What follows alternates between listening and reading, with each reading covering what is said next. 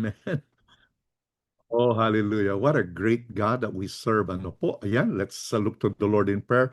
Father, thank you for a new day. Thank you for another Friday where we could come together to read the word and to listen to what you are speaking to us. And Lord, our hearts, our minds are open to you. Lord, help us to appreciate the beauty, the depth, and the truth about your word today. And Lord, we also pray that whatever we learned this morning, that it would spur us to greater heights of prayer, Lord. Na yung mga faith namin mas lalo pang ma-encourage, Lord, and it will empower us to become better intercessors for others. Salamat, Lord. Thank you. Thank you again for that amazing song. And we honor you, we celebrate you, we remember you today. Salamat, Lord, in Jesus' name. Amen. Amen. So, yan, magandang umaga po ulit sa inyo. Sana, uh, hindi ko po alam kung I have no access to my FB right now, but I hope some of you have already joined us sa my FB. And kung wala pa, then please inform others na nag-umpisa na tayo sa ating Friday prayer and fasting day. And yeah, I'm sharing itong sharing po natin na ito. I'm gonna share it also into my daily King's Word. Ano po, from Monday to Friday, I share a devotional based from our readings, and I'm telling you, there's itong ating reading this month, itong what I call miracle month. No, I pray that you and I would receive the miracle every day. We receive a miracle. Alam po niyo kung paano? Well, evidently, itong ating God, He keeps He is not only the tribal deity of Israel. He is this sovereign God who rules everything. Talagang ina-affirm na siya yung God of the whole universe.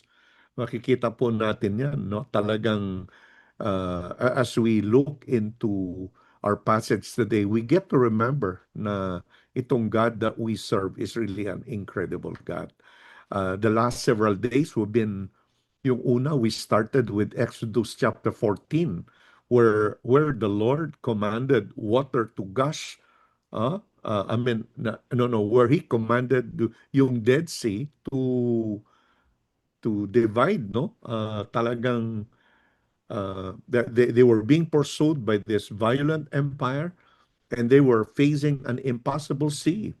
So Yahweh overrode the laws of hydrodynamics, no? Talagang He split the waters to create a highway of grace and collapse them to execute total judgment.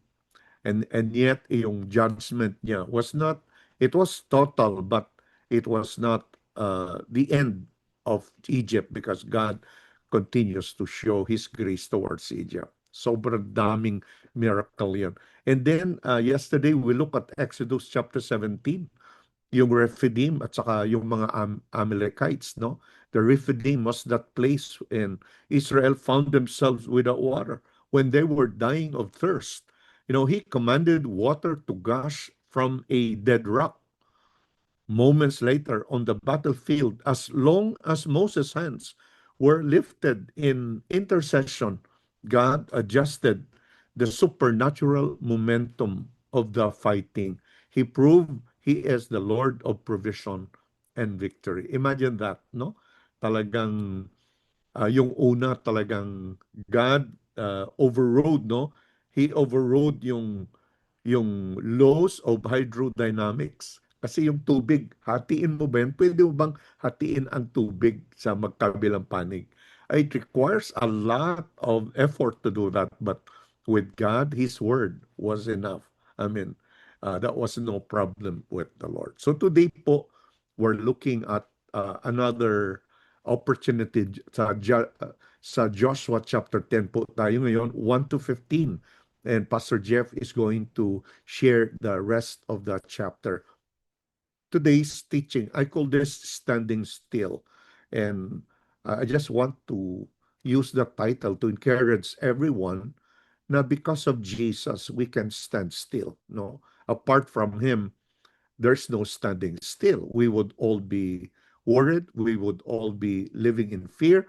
But because of the assurance that God is with us, the assurance that we see from this miracle and what it points us to, talagang we can stand still. Okay? So ayan, praise the name of Jesus. Sobra-sobra po ang galing ng ating Panginoon. Okay? So, ma-expand yung ating understanding that God is the God of the earth and sky. Yahweh does not just split water or break rocks. He commands the celestial bodies that the pagan world worship as gods. Let's open our hearts to this greater Joshua, the Lord Jesus, who rules the world and fights for us today. Ayan. So ito po yung let me share the truth we're learning today. The sovereign creator coordinates the cosmos, the universe, commands nature, and listens to human intercession to faithfully execute his redemptive judgment, protect his covenant people, and prepare us for the redemptive darkness of Calvary. Itong darkness dito, it prepares us to another darkness that was coming. But dito po yung darkness that Jesus would experience and the people of the first century would experience. Wow, that darkness is going to be the finale of judgment because light would come. Thank you, Lord Jesus. Ayan. So let me start with an outline of our passage, no? Yung verse 1 to 5 is the threat, no? Something like that. Yung king po si Adonai Zedek forms a five-king Amorite coalition to crush Gibeon, no? And verse 6 to 7, yung response. So yung Gibeon sought help from Joshua, sabi niya, yeah, please help us because we're in covenant relationship with you. Please help us. And Joshua honors his earlier commitment, although that covenant commitment happened as a result of deception. Pero si Joshua still honored a deceptive treaty with an all-night uphill march. Verse 8 to 10, the assault. Talagang ito na yung utos ni God sa kanila that they're going to attack along with prophetic assurance, do not fear, followed by a sudden dawn strike. Now, yung ating miracle po, verse 11 to 14, the interventions. Ano po ang mangyayari? Dalawang bagay ang mangyayari. There are deadly divine artillery, parang mga missiles ito, no? Para mga drones, no? Pero ang ginamit ni God, yung hail, no? And the cosmic pause, the longest day. Growing up po, we had a movie, no? The Longest Day, ang title. It is about war, pero when you read your Bible, that was not the longest day. This was literally the longest day. And epilogue sa verse 15, safe return to the tactical camp at Gilgal. Ayan. So let me read a few of these verses. Sabi niya, now Adonai Zedek, king of Jerusalem, heard that Joshua had taken Ai and totally destroyed it. You're doing to Ai and its king as he had done to Jericho and its king, and that the people of Gibeon had made a treaty of peace with Israel and had become their allies. Galit po yung si Adonai Zedek na ang Gibeon allied with Israel. And Gibeon was an important city because Gibeon was an important city, like one of the royal cities. It was larger than Ai, and all its men were good fighters. So Adonai Zedek, king of Jerusalem, appealed to Hoham, king of Hebron, Piram, king of Jarmuth, Japhia, king of Lachish, and Deber, king of Eglon. Come up and help me attack Gibeon. He said, because it had made peace with Joshua and the Israelites. Then the five kings of the Amorites, the kings of Jerusalem, Hebron, Jarmuth, Lachish, and Eglon, joined forces. They moved up with all their troops and took up positions against Gibeon and attacked it. The Gibeonites then sent, ito na po yung appeal ni na Gibeonite, they sent a word to Joshua, do not abandon your servants. Come up to us quickly and save us. Help us because all the Amorite kings from the hill country have joined forces against us. So Joshua marched up from the Gilgal with his entire army, including all the best fighting men. The Lord said to Joshua, do not be afraid of them. I have given them into your hand. Not one of them will be able to withstand you. After an all-night march from Gilgal, medyo malayo-layo po ito. From my notes, this is about 30 kilometers, no? Talagang ang tagal ng biyahe nila. Talagang they traveled long, no? Talagang uh, after an all-night march from Gilgal, Joshua took them by surprise.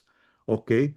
Uh, that the Lord threw them into confusion before Israel.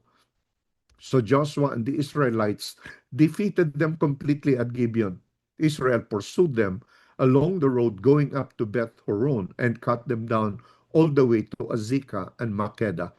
As they fled before Israel on the road down from Beth Horon to Azekah, the Lord hurled large hailstones. Kaya tumatakas na sila okay, down on them and more of them died from the hail than were killed by the swords of the Israelites.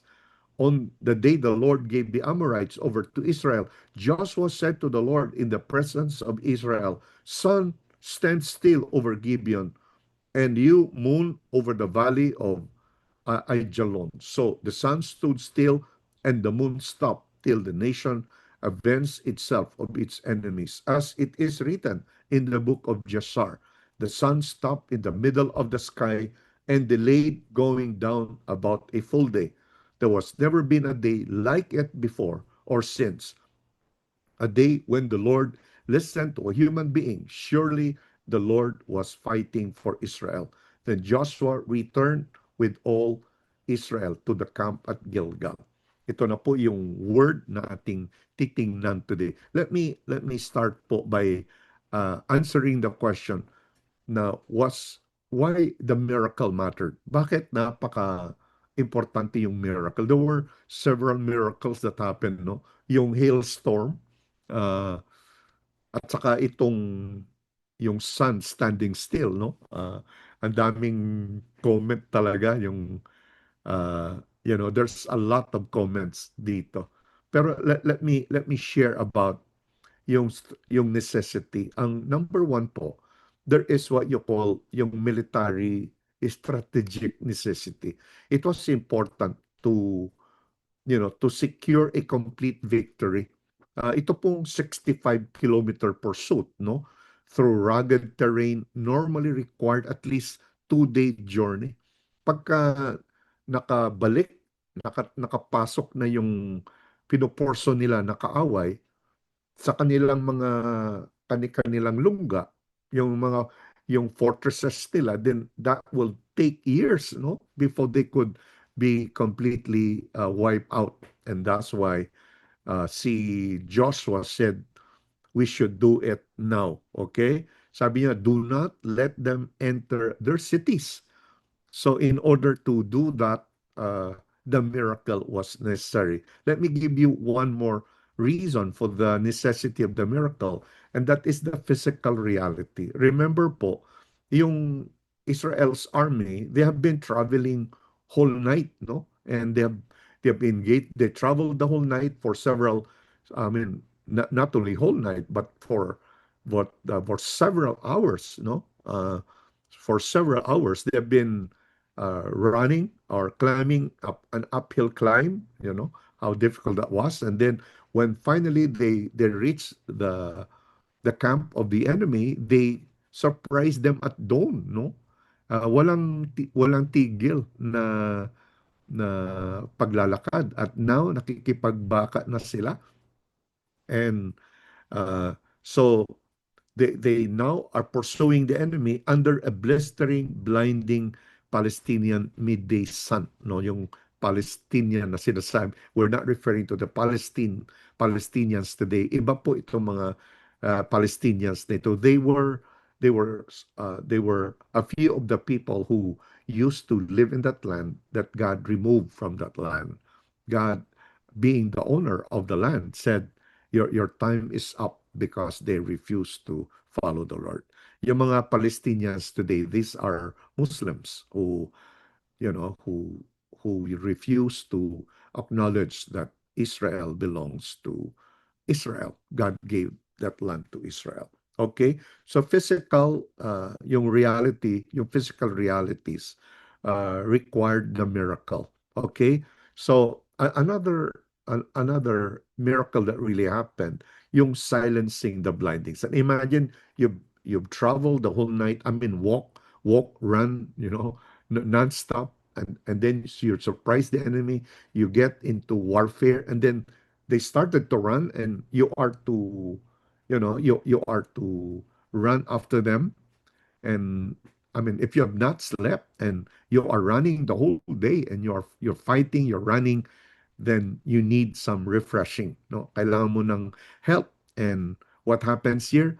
There is a silencing and blinding of the sun. The Hebrew word for stand still, that word daman, means to be silent or to cease shining. In response, God unleashed a historic supernatural hailstorm that physically blocked out the intense heat, silencing the sun, extending a cool, overcast twilight environment that kept the army from collapsing. But there is also a theological reality why the miracle mattered. Well, una, it dismantled Canaanite idolatry.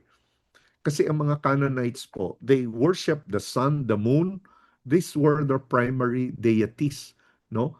And by commanding the sun to stop over Gibeon and the moon over Arjalon in verse 12, Yahweh stripped these false gods of their power, reducing them to mere subservient utility lights under His absolute control.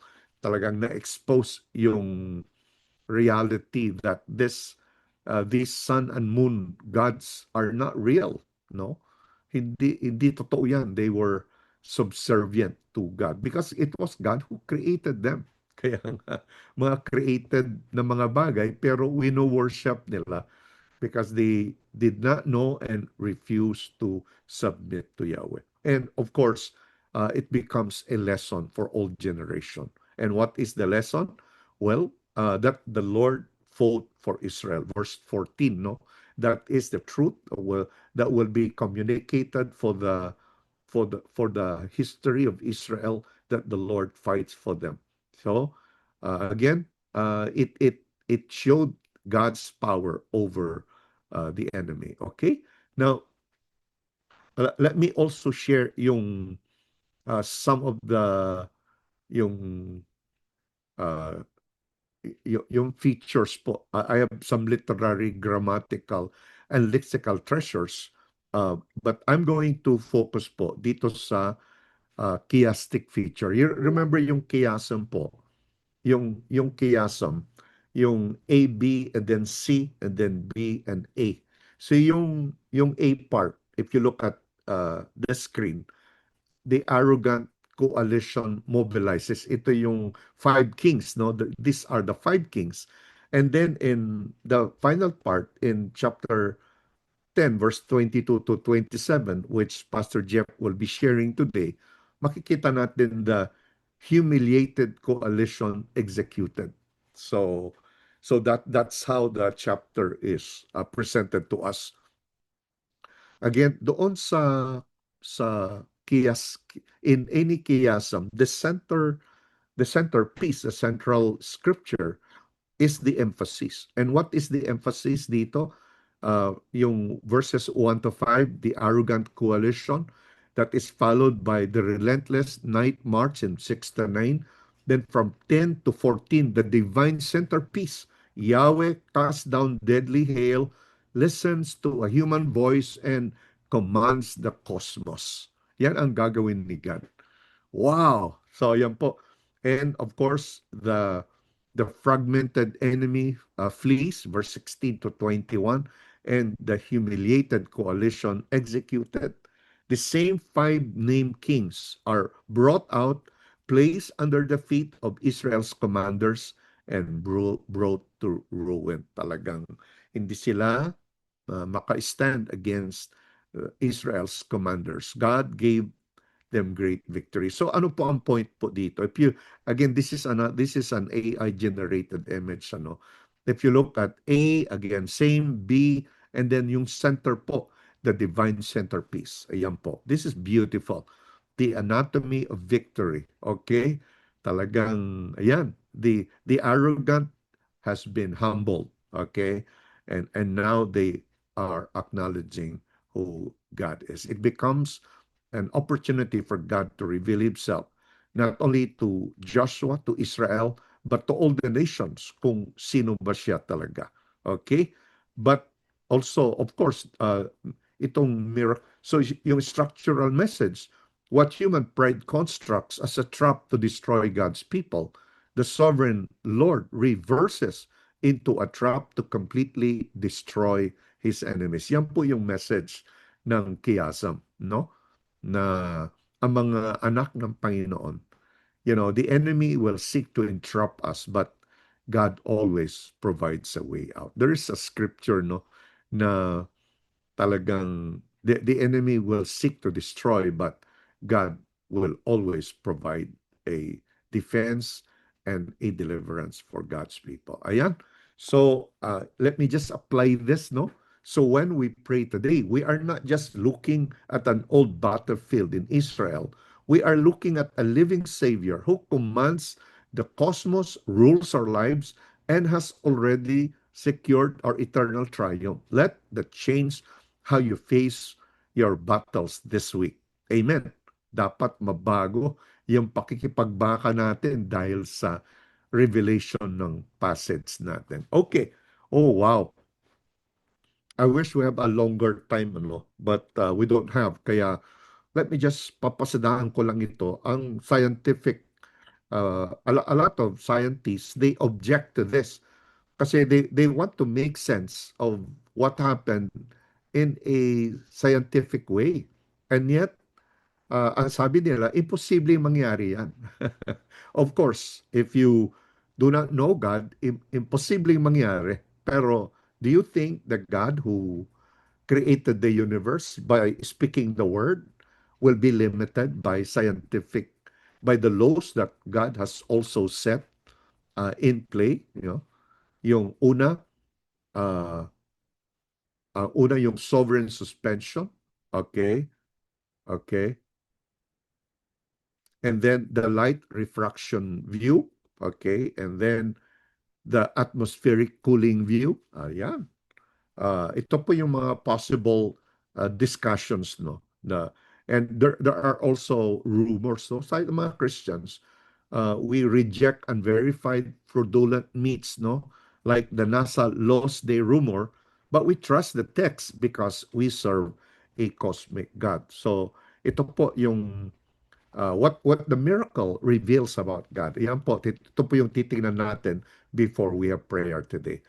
Sovereignty over celestial bodies. Again, remember po na itong sun and moon were primary Canaanite deities. But God but exposes them to be mere cosmic utility lights under His commands. Okay, and then of course there is a covenant-keeping avenger. God backs the sanctity of an oath made in His name, even when born from Israel's past messy mistakes. And third, the intimate warrior. The Lord listened to the voice of a man. That's verse 14. Omnipotence binds itself to the bold intercession of His servant. Ayan, ma-encourage tayo na mag-pray, ano? Kasi yan po yung ni-reveal ng miracle about God. And third, the executioner of justice. Judgment belongs to the Lord. No, the iniquity of the Amorites is Alert from finally calendar. New answered, event. answered by God. Okay? So, ito po yung word ni God for His people then and now. Do not fear them. God was reinforcing that the battle for the promised land was ultimately a holy war. victory did not depend on numbers, but on absolute reliance on His word. Okay. Amen. And what about to the Canaanite nation? Ano ang message ni God sa kanila? Well, your gods are powerless and your judgment is certain. The iniquity of the Amorites was now full, according to Genesis 15:16, and resistance against Yahweh was a futile plotting in vain. Okay.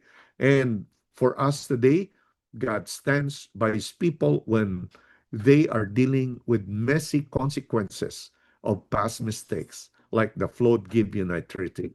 It reminds us also to pray boldly, knowing that the creator of the universe listens to the cries of his children. Amen. Amen. Thank you, Lord. Ayan. Now, let me share with you a little bit of how to apply this story. Yeah, I call this Gibeon, Calvary, and the two long days. Okay? The worthy intercessor. Kita natin, no? God paused the sun for Joshua, but he paused the cosmos and gave up his son for the true Joshua. Okay? So in our story, we see what happened in Gibeon, but in another story, we also what happens at Calvary. The sun stays up to bring victory and temporal judgment for God's people. But at Calvary, the sun is silenced into total pitch black darkness at midday to absorb eternal judgment on our behalf. Okay? The sun, now referring to the SON as well, no?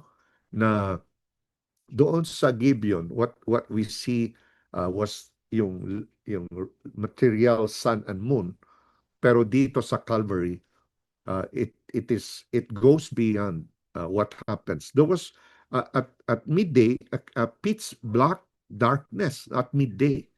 So there is divine intervention, and it's a picture of the judgment falling upon the Son of God, so that you and I can be forgiven of our sins. So radical grace exchange. Yan po isa pang lesson na makikita natin dito. No? Okay, ayan po. Makikita natin yung like the deceptive Gibeonites, we were rebels. No? We were rebels who lied to enter the covenant. No? Yet our sovereign king fights, protects, and redeems us at his own cost. Okay? Now, ito po yung kingdom takeaways natin and prayer points. Yung purpose ng miracles again was not just to show magic tricks, but they are intentional signposts that validate God's word. It enforces His justice and reveal His redemptive presence. Yan. Napakaganda po, ano? And nakita natin, miracles coexist with human effort, no? And thirdly, miracles serve a redemptive and judgmental purpose, and miracles highlight the power of intercession. The climax emphasizes the unique power of prayer. There has never been a day like it before or since. And what is so unique about that day? Well, we saw what happened to the sun and the moon. Okay. Well, what happened? And the hail, no? Hailstorm. Well, according to verse 14, what is highlighted about that day is there has never been a day like it before or since, a day when the Lord listened to a human voice. Wow! God delights in responding to radical, faith-filled prayers that align with His kingdom purposes. Amen. Okay, so ayan po, ito po yung ating prayer today. Are we praying timid prayers while serving a God who rules the sun? Well, we should not, no? We should not. And again, when there's too much heat, we should avoid yung complaining as if God has lost control, ano? But let our experiences be an opportunity to submit to the mercy and grace of God. Okay? And number one prayer po natin for covenant integrity. Father, we want to thank you today. Lord, we thank you for your grace. Uh, the grace to honor our word and our commitments, even when it cost us comfort.